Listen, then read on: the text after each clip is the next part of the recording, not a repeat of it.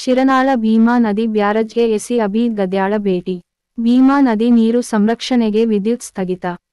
ಧೂಳ್ಖೇಡ ವಿಜಯಪುರ ಜಿಲ್ಲೆಯ ಇಂಡಿ, ಚಡಚಣ ತಾಲೂಕಿನ ಭೀಮಾ ನದಿಯ ದಡದಲ್ಲಿನ ನೀರು ಸಂರಕ್ಷಣೆಯ ಸಲುವಾಗಿ ಭೀಮಾ ನದಿಗೆ ಜೋಡಣೆಯಿರು ರೈತರ ಪಂಪ್ ಸೆಟ್ಗಳ ವಿದ್ಯುತ್ ಸ್ಥಗಿತಗೊಳಿಸಿ ದಿನಕ್ಕೆ 2 ತಾಸು ವಿದ್ಯುತ್ ಮಾತ್ರ ಜಾನುವಾರುಗಳಿಗೆ ಪೂರೈಸಲು ಕಲಂ 144 ಜಾರಿ ಮಾಡಲಾಗಿದೆ ಎಂದು ಎಸಿ ಅಬೀದ್ ಗದ್ಯಾಳ ಹೇಳಿದರು.